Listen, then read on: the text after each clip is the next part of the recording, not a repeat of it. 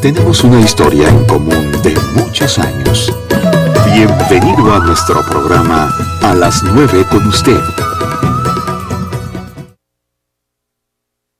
Los nuestros muy buenos días. Gracias por su compañía hoy miércoles a las 9 con la mayéutica o a las 8 de la mañana. Iniciamos nuestro programa a las 9 con la mayéutica en a las 9 con usted.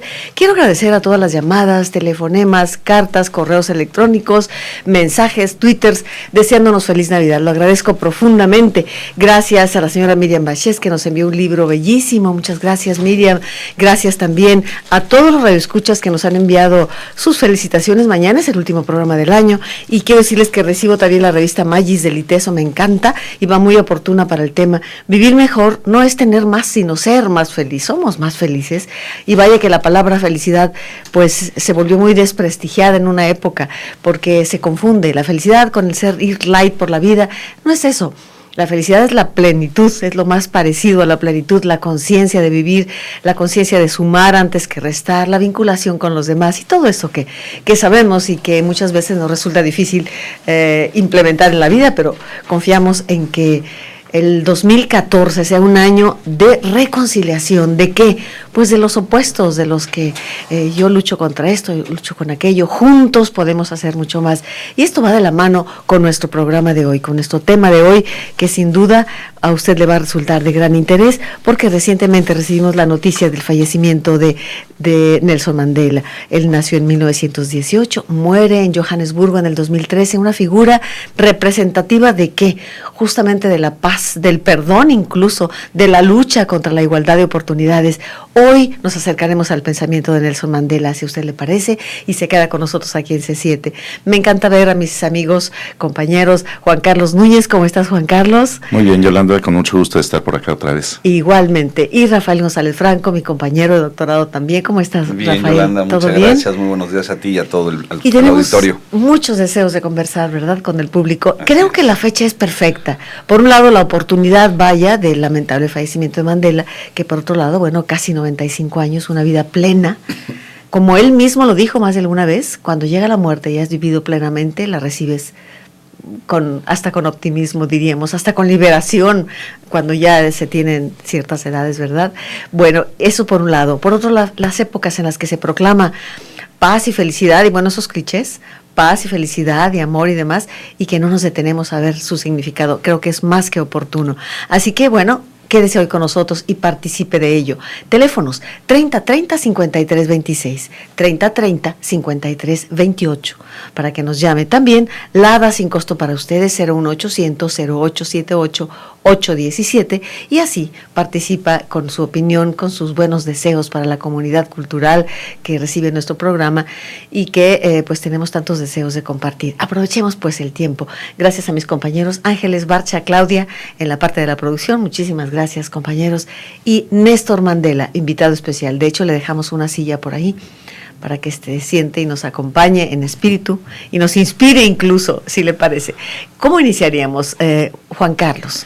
Bueno, tú hablabas hace un momento de la paz y yo creo que, perdón, es clave, obviamente, la figura de Mandela como un emblema de la paz, pero yo lo primero que diría es, no es una paz resignada, no es la paz de quedemos como estamos, sigamos todo igual para no crear conflicto, sino es crear el conflicto con una estrategia de paz. Exacto. Y crear un conflicto para mejorar. O asumir el conflicto, tal vez no sea la mejor palabra crearlo, sino asumir el conflicto y participar activamente para que las cosas cambien.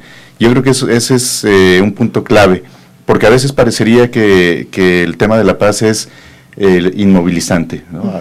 Amor y paz y nadie hace nada, sí, para que todo siga igual. Y yo creo que la figura de Mandela justamente es lo contrario. Claro. Es una rebelión pacífica para que haya paz.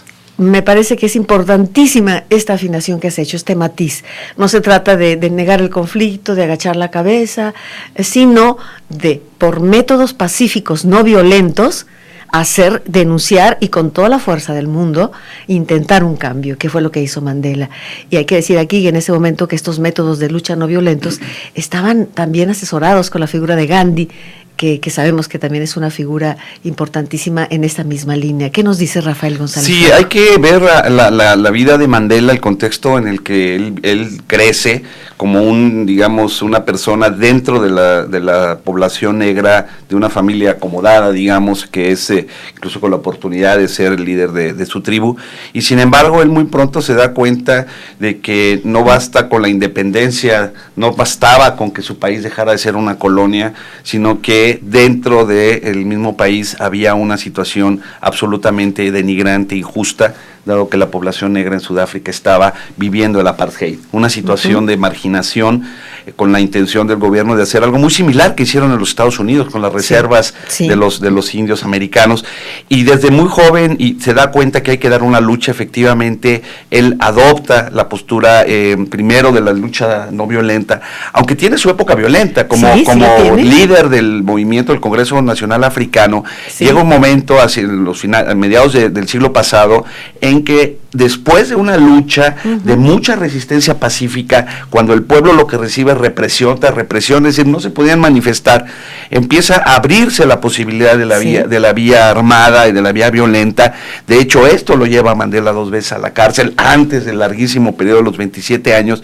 Pero lo interesante es precisamente eso, que Mandela plantea y tiene en mente no un esquema, digamos, en el que en ese momento regía de la lucha de clases, en donde diría hay que voltear la tortilla y que los negros estén por encima de los blancos.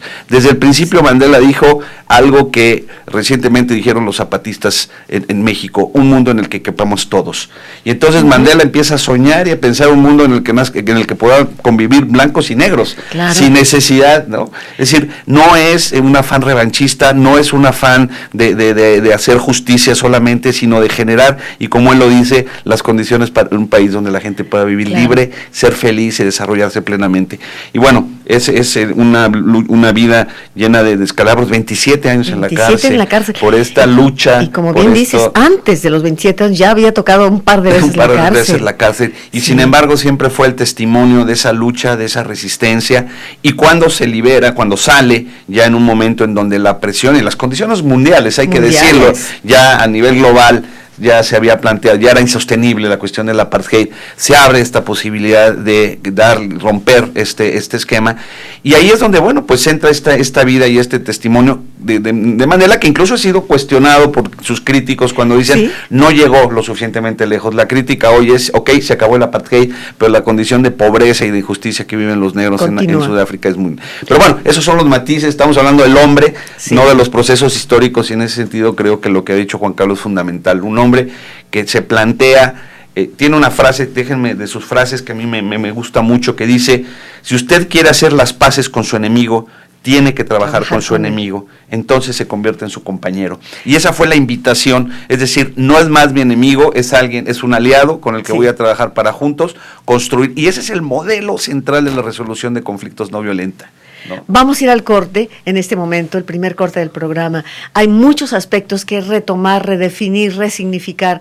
Me parece que tendremos que hablar de qué significa este movimiento del apartheid, que fue tan terrible, y cómo se recrudeció de tal manera, cómo él expresa su carta de libertad, en la cual pugna por un Estado democrático, la aspiración de un Estado multirracial, un Estado igualitario, un Estado con oportunidades para todos. Esta es la lucha de Nelson Mandela. Vamos a ir al primer corte y volvemos en un momento con usted. A las 9 con usted. Regresamos. Disfruta con tus seres queridos del hermoso clásico navideño El Cascanueces, con el Joven Ballet de Jalisco, dirigido por Darius Blayer, el próximo 20, 21 y 22 de diciembre en el Teatro Degollado. Adquiere tus boletos en taquillas del teatro o a través del sistema Ticketmaster. C7 Jalisco, Secretaría de Cultura y Gobierno del Estado de Jalisco invitan. La mejor forma de estar informados con Trini Rodríguez. Lo más relevante del acontecer jalisciense. C7 Noticias al momento. De lunes a viernes a la 1:30 de la tarde. Si pudiera regresar el tiempo, tendría el valor para decir que no. Si hubiera sabido cómo acabaría, jamás hubiera aceptado esa primer cerveza. Y habría tomado hasta perder el control. Si hubiera dejado que mis amigos me llevaran, no habrías perdido tu vida, me hubiera arruinado la mía.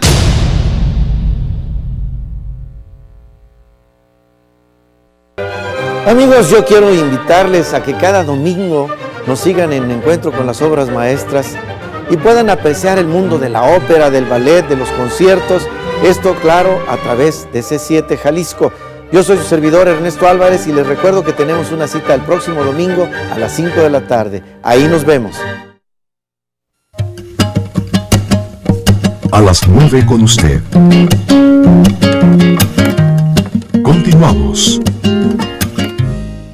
Continuamos con usted en su programa A las 9 con usted desde las 8 de la mañana aquí en C7 Jalisco Multiplataforma. Bueno, quiero decirles que estamos con Nelson Mandela y muchas veces pues soltamos los términos con tanta facilidad, que si el apartheid, que si el Estado multirracial y demás. Yo creo que algunos términos conviene precisarlos para poder comprender bastante mejor la obra de Nelson Mandela. ¿Qué es esto del apartheid? ¿Cómo definimos este estado de segregación racial con mayor precisión, Rafael? Sí, como lo dices, es una situación en un país como en particular Sudáfrica, donde los ciudadanos con plenos derechos eran la población blanca, los herederos de los colonos holandeses, en su mayoría, ingleses otros, y digamos los ciudadanos de pleno derecho eran la población blanca, mientras que la población negra estaba remitida a solamente la parte de territorio donde tradicionalmente, además, aquí hay un problema porque las tribus no tenían un territorio, no tenían este concepto de territorio que tenemos ahora, porque su mayoría tiene un modelo de nómada. Los estaban circunscribiendo a solamente algunos territorios, algo muy similar a las reservas que en Estados Unidos se hicieron para la población india. Pero también dentro de las ciudades había espacios, por ejemplo, ellos no podían acceder a espacios públicos, a restaurantes, a transportes, a todos los que eran baños, los espacios públicos e incluso los servicios de salud, los servicios de educación. O sea, había como un paisito dentro de ese país, pero un paisito donde los ciudadanos eran ciudadanos de segunda, viviendo en condiciones de salud muy serios. Hay que recordar que son unas zonas, por ejemplo, donde más SIDA hay, o sea, una enorme miseria, una marginación. Es decir, se acabó el periodo colonial, pero fue como si el colonialismo quedara insertado dentro de ese estado, un estado independiente donde la situación de la población negra era absolutamente indigna. Entonces pero el apartheid es el reconocimiento legal de ciudadanos de segunda y de tercera dentro de un país, ¿no? En donde la población negra no tenía posibilidades de aspirar a salir de esa situación, como una cuestión perpetuando modelos de injusticia muy grandes. Claro, nada más, un dato más, esto nace en 1948, cuando el Partido Nacional llega al poder y ellos institucionalizan el apartheid, o sea, raza distinta, raza aparte. Esto me parece que hay que tenerlo en cuenta. 1948, ¿qué edad tendría? 30 años tenía Nelson Mandela entonces. Pero además que se establece como un modelo, no solamente era un problema, digamos, de racismo social, era un problema económico. Es decir, toda la población negra estaba absolutamente impedida de tener, por ejemplo, tierra, ¿no? Eran los grandes terratenientes, los dueños de la tierra, eran la población blanca, los dueños, o sea, todo el dinero, todo el capital. Y desafortunadamente esto, hay que decirlo ahora, es lo que no cambió. Esta situación y esta desigualdad económica desafortunadamente no logró transformarse, se logró romper este esquema de exclusión de la población legalmente negra, hablando, pero socialmente sigue instaurada y agudizada con el neoliberalismo una situación de mucha injusticia. Como muchos otros países, hay que decirlo como así. Como mismo México, ¿no? Como el mismo México, claro, por supuesto.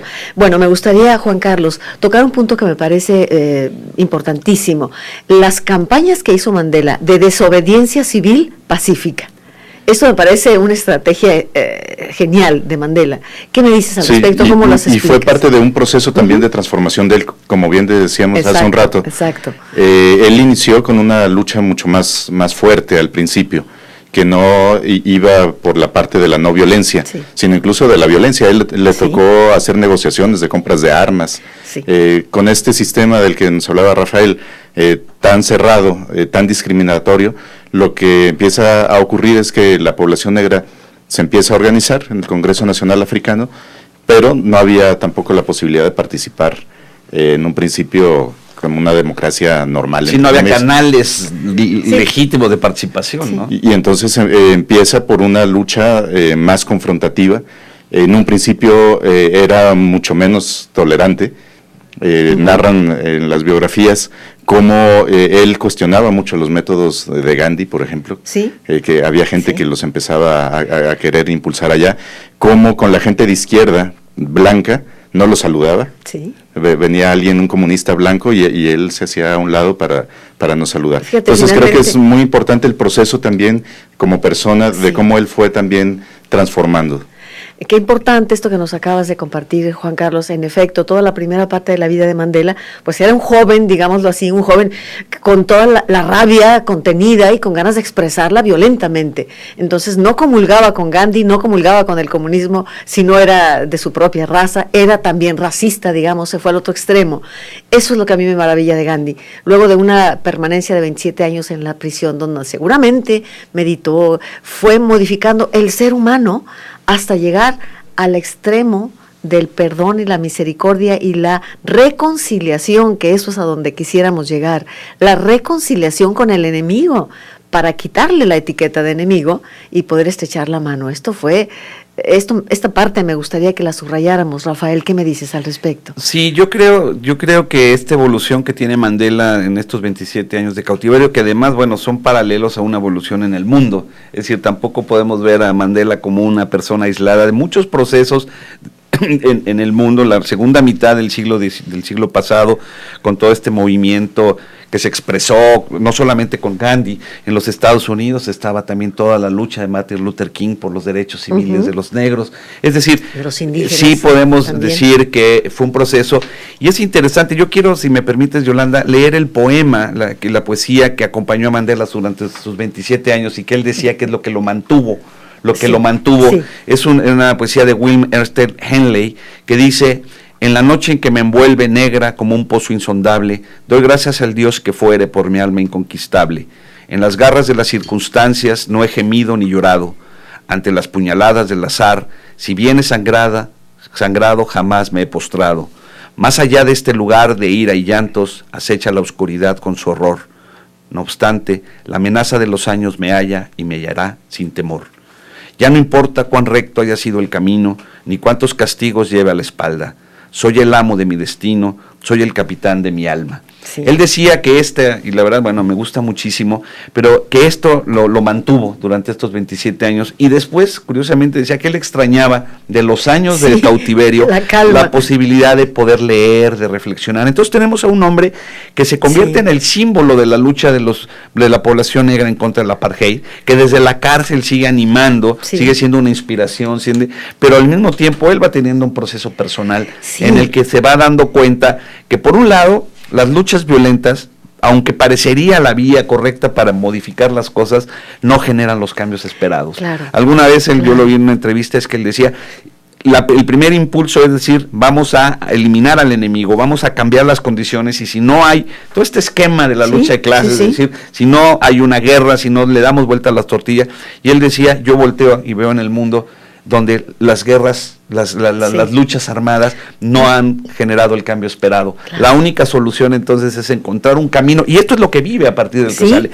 un camino de reconciliación, pero bien lo dice Juan Carlos, no una reconciliación ñoña, no pasó nada, sino efectivamente un proceso de integración y de reconocimiento, que es a lo que al final de cuentas expresa la película esta de Invictus. Este poema que acabo de leer se llama Invictus, y la película que hace del partido de rugby. Entonces él creo que deja un legado muy, muy importante de una nueva manera de ver los conflictos y de apostarle a la reconciliación. Ahora, voy a comentar algo que quizá parezca excesivo, pero yo percibo en mi momento histórico, Juan Carlos, amigos, Rafael, que son muchos los puntos en los cuales la gente pensante está proclamando por esa reconciliación en el mundo. Quiero pensar en la reciente FIL, Feria Internacional del Libro, donde los intelectuales israelíes dan entrada al rostro del otro, del palestino, para decir, no lo define ser mi enemigo, es otro como yo, otro que es capaz de pensar y que es capaz y soy capaz yo de ponerme en sus zapatos Y si el pueblo judío quiere paz, necesita estrechar la mano y respetar al otro. O sea, y yo, como esto, veo en diferentes partes del mundo esa consigna enorme, ese grito de todos en busca de la reconciliación, no de aplastar al otro, una reconciliación auténtica de respeto y de amor en el rostro del otro. Por eso quise que este programa, el penúltimo programa del año, enfocar este aspecto. Sí, Juan Carlos. John Carlin es un periodista que fue el corresponsal del diario The Independent en Sudáfrica, y él hace la biografía de Mandela que luego se convierte en la película de Invictus. Sí. Y hay una parte que me llama la atención donde narra cómo la primera estrategia de Mandela ya en este proceso de reconciliación iba por dos vías. La parte más estructural, más general de su propuesta de transformación de su país, pero al mismo tiempo la propuesta de transformación de la cárcel en que estaba preso.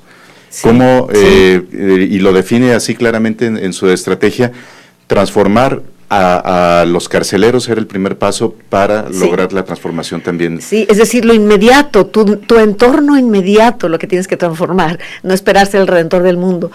Bueno, eso se dará por añadido si es que se dio, como en el caso de Mandela, ¿no? Sí. Pero trastornar tu inmediato entorno. Y fue un proceso muy duro, porque al principio ellos dicen, nos trataban como monos de zoológico cuando estábamos en la cárcel. Y uno de sus compañeros de prisión dice, descubrimos formas de comunicarnos con ellos, con los guardias, de charlar con ellos, y por más groseros que fueran, neutralizar su grosería. Exacto, y a partir de ahí los empezaron a desarmar. Sí. No, lo que pasa es que a raíz de eso está esta frase en la que él dice: y mientras dejamos lucir nuestra propia luz, inconscientemente damos permiso a otras personas para hacer lo mismo. Y al liberarnos de nuestro miedo, nuestra presencia automáticamente libera a los demás. Esto es maravilloso. Creo que esto es bien importante porque volviendo a lo que decías de lo que decían estos escritores judíos, israelíes. Hoy en Israel el pueblo palestino vive en un apartheid. Sí, exactamente. Es decir, la situación de los palestinos dentro de Israel es verdaderamente indignante. Y estamos encontrando, digamos, por qué estas voces que tú dices. Y Mandela lo que plantea es esto, es decir, una transformación donde al transformarme yo se transforma el otro, ¿no? No es solamente esperar que el otro cambie, que el otro deje de ser un gandalla, sino que si no hay un cambio y una transformación en nuestra propia luz, pues difícilmente vamos a... Entonces, creo que sí, el mundo está clamando, la humanidad está clamando ante tanto dolor, tanto sufrimiento, sigue habiendo muchísima pobreza, se agudiza, es decir, hay situaciones de injusticia, y la única manera, digamos, si no es la vía violenta, y eso creo que está claro, entonces no ¿cuál es? Eso. Por otro lado dice, bueno, pues es que la vía pacífica tampoco logra cambiar. Tal vez porque no es decidida, tal vez porque no la hemos asumido como tal, sino eventualmente yo opto por lo pacífico, yo voto por la... Sí, pero no lo hacemos cotidianamente. Se confunde, yo creo, no violencia con pasividad, con indiferencia, con falta de esfuerzo. Y creo que eso es lo que tenemos que hacer, ¿no? Ahora, me gustaría, antes de ir al siguiente corte, me gustaría precisar un aspecto que me encantó de David Grossman, escritor israelí, que dice que cuando estamos en un clima de violencia, y entiéndase lo que pasó en Sudáfrica, o lo que está pasando, lo que pasa en Israel, Palestina, lo que pasa en México, cuando estamos viviendo un clima de violencia con diferentes matices, hasta el lenguaje se empobrece, porque empiezan a trabajarse clichés, ¿no? El asesinato, los de no sé qué, clichés que nos empobrecen, y cuando la palabra se empobrece la vida. Y dice, se crea un espacio entre la gente, la sociedad, y lo que está ocurriendo. Entonces, ese espacio te anestesia y no reaccionas, pero ese espacio no se queda vacío, se llena automáticamente. ¿Y con qué se llena? Con desesperanza, con frustración, con odio, con violencia. Entonces, Grossman y muchos intelectuales proponen, llenémoslo, aunque suene excesivo, recupero el significado profundo, llenémoslo con amor, con respeto, con reconciliación, con encuentro, con misericordia, en el mejor sentido de estas palabras, ¿no? Y así, transformando tu entorno inmediato, podremos crear esas olas de transformación en las cuales, por lo menos yo sí creo. hemos hablado de esta primera parte de lo que fue Mandela. Me gustaría recordar ahora la alianza que se da cuando Frédéric de Klerk, presidente blanco de la República por el Partido Nacional, ante la evidencia y esa lucha de toda esa colectividad que clama por la libertad de Mandela, libera a Mandela en 1990 y luego van a elecciones para en 1993 o 94, él llega a la presidencia democráticamente en Sudáfrica. Después del corte abordamos este tema. A las 9 con usted. Regresamos. La mejor forma de estar informados con Trini Rodríguez. Lo más relevante del acontecer jalisciense. C7 Noticias al momento. De lunes a viernes a la 1:30 de la tarde. ¿Quieres saber en qué beneficia la reforma educativa a los alumnos? El tiempo se dedicará de manera efectiva a aprender matemáticas, español, ciencias, historia, formación cívica y ética, educación física y artes. Las escuelas estarán mejor equipadas. Habrá más escuelas de tiempo completo. Una educación de calidad es responsabilidad de todos. Infórmate en www.reformaeducativa.gov.mx. Secretaría de Educación Pública, Gobierno de la República. La actividad cultural de Jalisco. Las emociones, la creatividad y la sensibilidad tienen una cita en este espacio. El primer noticiero en su tipo. Una hora con la información de la actividad cultural. Un espacio para los artistas. Conoce a quienes viven para la cultura y el arte.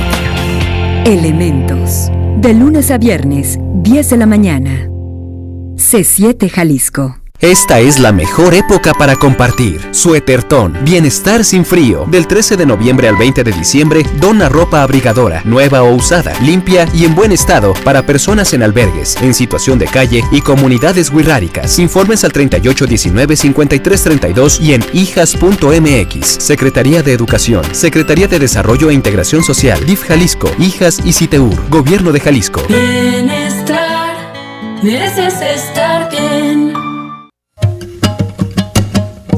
A las 9 con usted.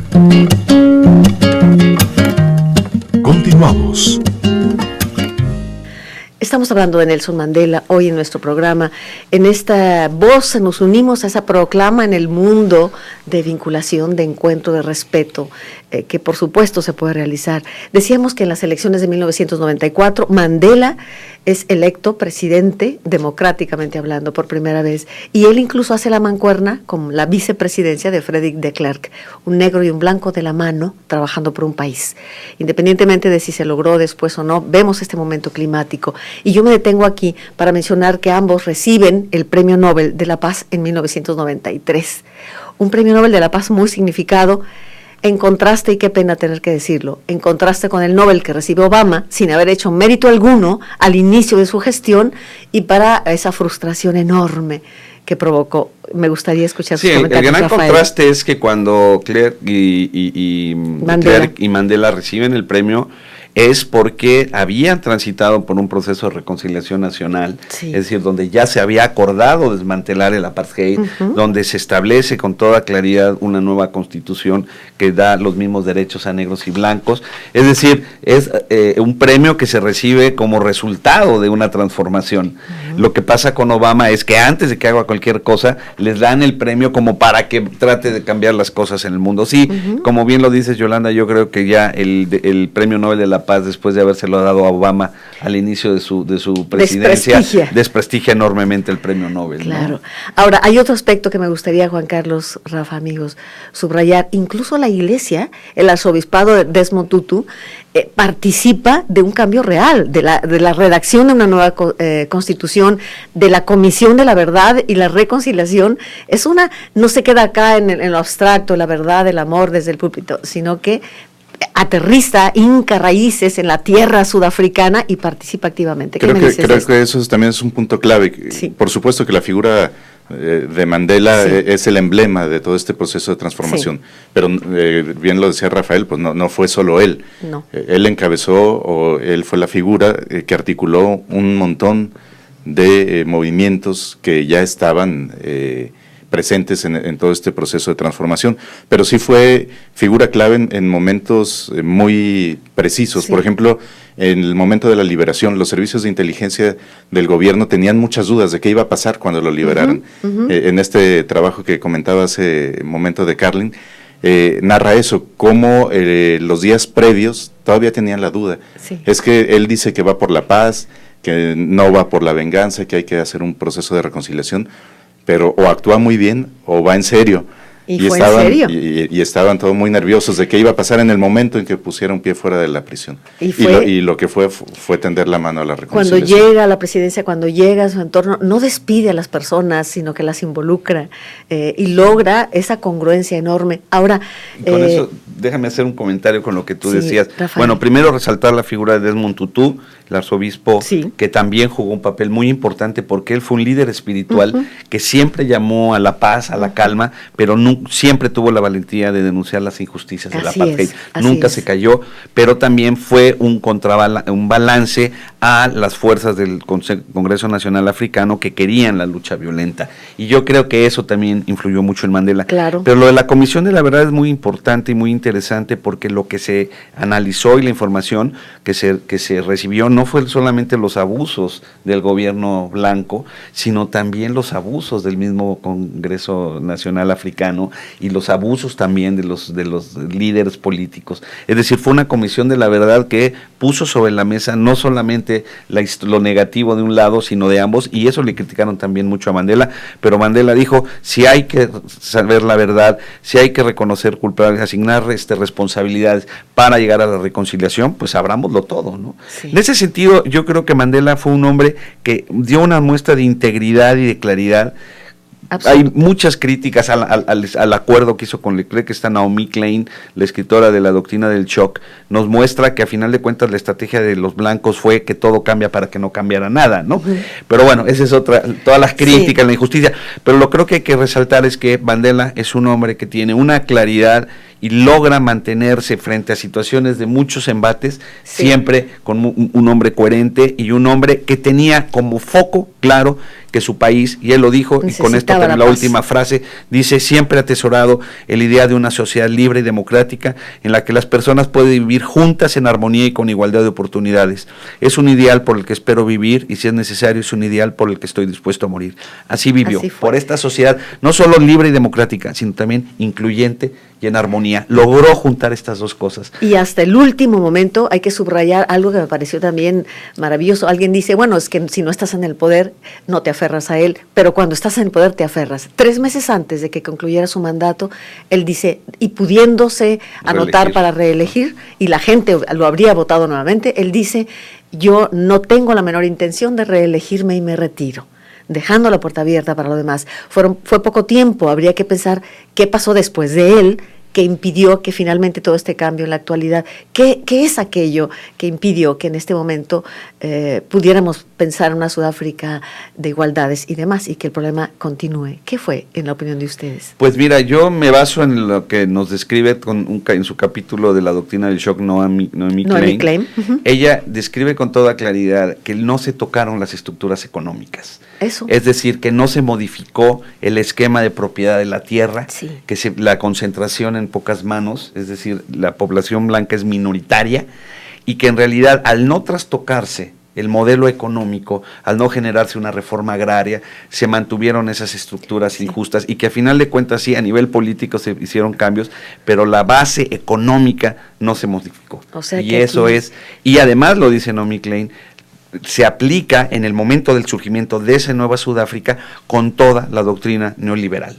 Es decir, Milton Friedman es no solamente Chile, sino la Sudáfrica, es los puntos donde él concentra este modelo, este experimento de un Estado, digamos, adelgazado, enorme concentración de la propiedad, de la riqueza en pocas manos, en fin, divorciado todo lo que entre visto, el discurso y la realidad. Por supuesto, y eso lo dicen, ni Nelson Mandela ni su gente lo pudo ver. Claro. Es decir, era tan claro su objetivo que dejaron el diseño del modelo económico solamente en manos de los blancos y el Banco Mundial.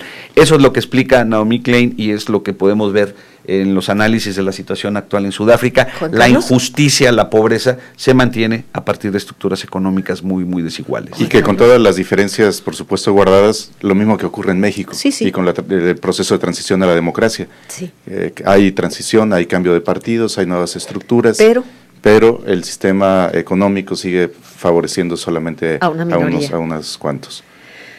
Bueno, pues este es el panorama. Hemos acudido a Nelson Mandela y yo quiero en este momento recordar algunas de las frases más significativas de Nelson Mandela.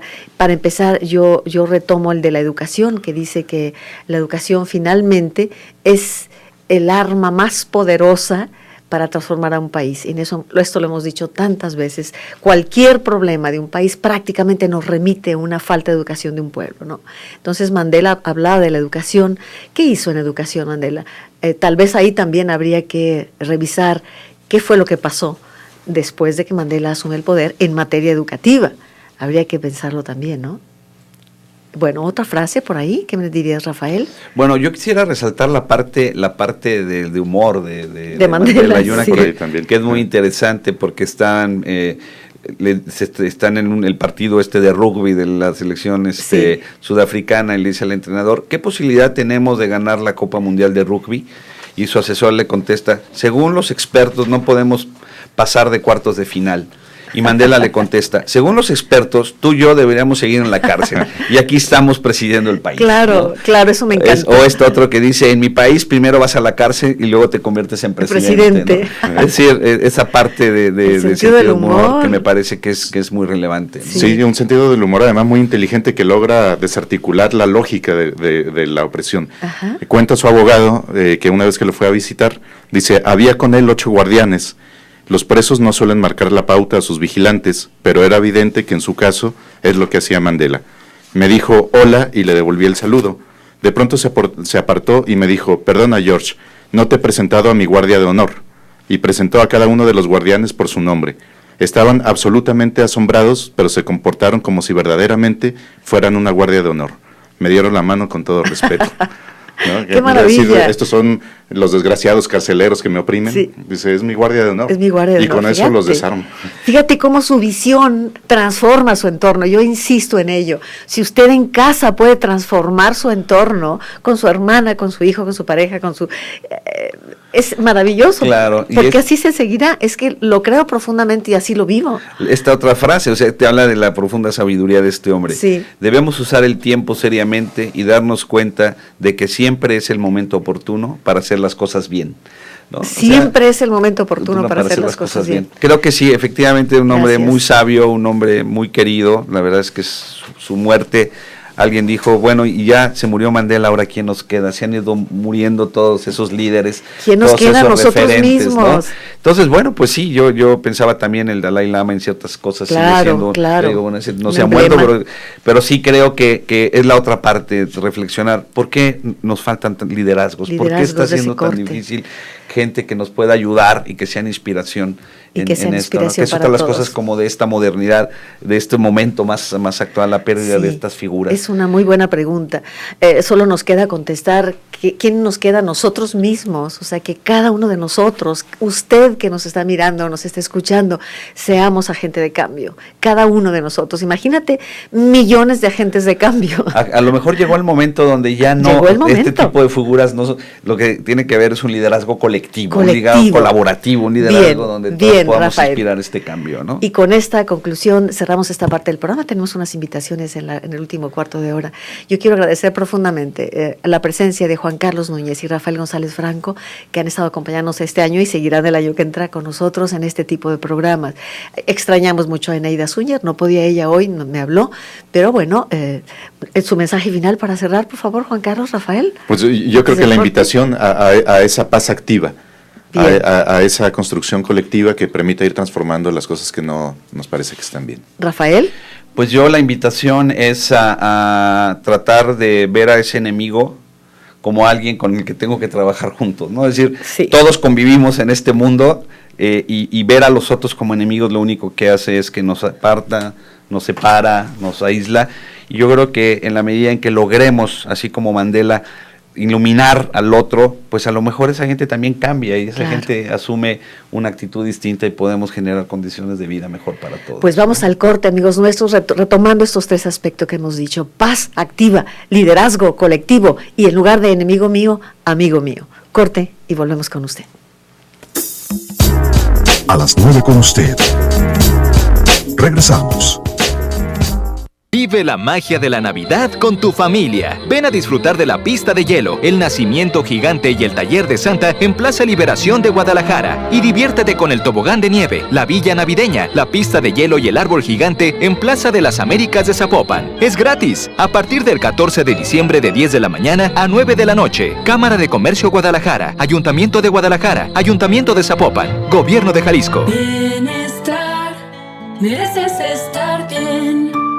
Disfruta con tus seres queridos del hermoso clásico navideño El Cascanueces, con el Joven Ballet de Jalisco, dirigido por Darius Blayer, el próximo 20, 21 y 22 de diciembre en el Teatro Degollado. Adquiere tus boletos en taquillas del teatro o a través del sistema Ticketmaster. C7 Jalisco, Secretaría de Cultura y Gobierno del Estado de Jalisco invitan. Si tienes más de 13 años, capacítate en el Instituto de Formación para el Trabajo del Estado de Jalisco, IDEF. Impartimos 33 especialidades con más de 160 cursos en 18 planteles a muy bajo costo y con validez oficial. Además, diseñamos cursos de capacitación acorde a las necesidades de tu empresa. Visita nuestra página idef.edu.mx. Inscríbete, capacítate y conviértete en un profesional. Bienestar, mereces estar bien. Gobierno de Jalisco. ¡Feliz Año Nuevo! C7 Jalisco, la industria creativa de los jaliscienses. A las 9 con usted. Continuamos. Amigos nuestros, continuamos con nuestro programa en esta última parte, la parte final, con invitaciones, con actividades culturales. La cultura sigue siendo esa respuesta, la cultura y la educación de la mano, esa respuesta transformadora en la cual experimentamos el sentimiento estético. Y hoy nos acompaña Guillermo Salvador, director de la Orquesta Sinfónica de Zapopan, para invitarnos al concierto de esta noche, ¿verdad? Guillermo, buenos días. Yolanda, Qué ¿cómo gusto, estás? Guillermo. El gusto es para mí, ¿cómo estás? ¿Bien? Muy bien, estupendamente, Guillermo. Qué bueno, me da muchísimo gusto. Gracias. Pues sí, muchas gracias por recibirnos el día de hoy. Efectivamente, el día de hoy tenemos el cierre de actividades de este año por parte de la Orquesta Sinfónica de Zapopan, con un concierto que no solamente cierra la temporada de conciertos, sino también conmemora la Navidad y el fin de año. Así pues, hemos destinado un repertorio que, si bien, como es lógico, las características del mismo tienen que ver con esta época decembrina que estamos viviendo, también hemos tratado de darle una variedad tal de no caer necesariamente en lo que habitualmente se hace, aunque es inevitable hacerlo. Claro. ¿No? Hay cosas que lógicamente forman parte, pues, de este tiempo, de esta época. De este marco. Así pues, bueno, pues escucharemos algunos de los momentos clásicos que tienen que ver con la Navidad, algunos otros que desde luego están relacionados con la misma, pero son quizá un tanto menos tocados, como es el caso de la fantasía Greensleeves de Vaughan Williams, que qué es maravilla. bellísima. Mangas verdes. Exactamente. Parte del Arlesian de Bizet, con esto que también de alguna manera se ha relacionado con este tiempo, que es el farandole. Y bueno, pues también lógicamente algunos villancicos ya muy tradicionales y de distintas épocas y más bien de distintos lugares de los cuales fueron escritos, como es el clásico Rudolf de Red-Nosed Reindeer, desde luego, pero también El Niño del Tambor, por ejemplo. Sí.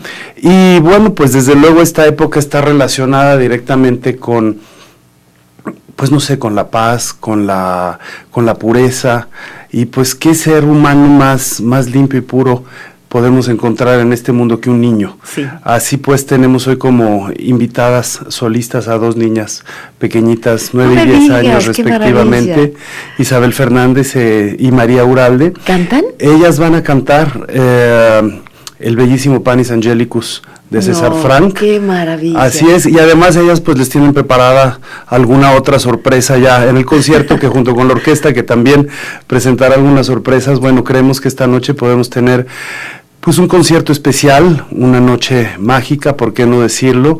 En donde todos, bueno, pues tengamos una elevación de ese mundo interior tan importante que hay que desarrollar, y por qué no decirlo también, que pasemos una noche muy divertida todos juntos. Claro que sí, disfrutando de todo esto. ¿Dónde va a ser y a qué horas? El concierto el día de hoy es a las 8:30 de la noche. Como es ya tradición, nuestro lugar de conciertos, nuestra sede es el patio central de Presidencia Municipal. Que es bellísimo, es además. Un patio maravilloso, es un lugar hermosísimo, como tú lo has dicho. Y la entrada para el día de hoy es totalmente libre, sin boleto, así es que los esperamos a todos los que quieran llegar.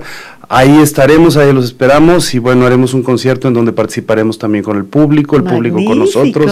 Así es que estamos en espera de una noche realmente inolvidable. Fíjate, Guillermo, que yo debo decir que cuando estuviste al frente de la Filarmónica y en general cuando te vemos dirigir, tienes el tino de vincular muy bien al público, te manejas muy bien interactuando con el público, vaya, logras que nosotros los que te escuchamos nos entreguemos a la experiencia musical, más allá de una crítica exigente y demás cerebral, logras involucrarnos muchísimo, y eso ha sido una característica tuya, Guillermo. Pues muchas gracias, yo siempre he sido un convencido que la música en vivo es una gran aventura, es una gran experiencia, y que todos los que están en una sala de conciertos o en un lugar, un espacio como el del día de hoy, pues no se trata de el escenario y el público, ¿no? Y ni la gente del escenario se encarga de tocar y la gente que está en el público se encarga de escuchar. Todos hacemos música. Una interacción, exactamente, ¿no? Entre todos podemos llevar a cabo esta gran aventura y realizarla juntos, entonces pues de eso se trata.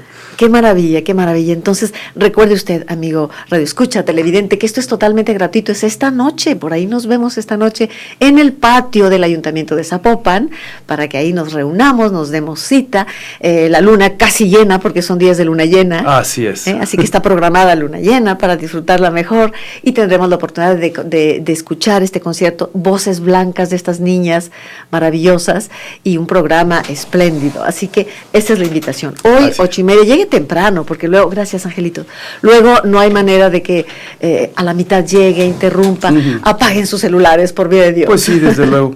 Y además es un lugar muy cómodo, aquellos que lleguen, digamos, por transporte público o vía terrestre, el acceso es bastante claro, y los que lleven su automóvil, enfrente está el estacionamiento, donde se pueden estacionar sin ningún problema. Yo les sugiero que tomen un taxi, de verdad, le dan chamba a nuestros amigos taxistas y al mismo tiempo se quitan el problema de, vienes pagando lo mismo con el estacionamiento y demás, a final de cuentas la atención, tome su taxi, se queda ahí, le da 100 pesos hoy a un taxista y está muy bien para sus navidades, ¿no? O sea, trabajo para todos. Gracias, Miriam Arevalo. Preguntas que si el concierto será en Zapopan. Sí, subrayo, 8:30 de hoy, 8:30, Palacio Municipal. Ana María Solís, felicito al programa por todo lo que nos ofrece, muchas gracias. Laura Patricia Radillo, les felicito enormemente los invitados de hoy, me encantó escuchar sobre Mandela, muchas gracias. Rosario Valverde, felicidades a todos y una gran Navidad, lo agradecemos. Ernesto García, concierto navideño Templo Santa Tere, hoy 8 p.m. entre Morelos y Donato Guerra y Ocampo, se presenta el coro infantil de San Luis Gonzaga. Un saludo para Ernesto, director del coro de San Luis Gonzaga, su hijo también en el coro.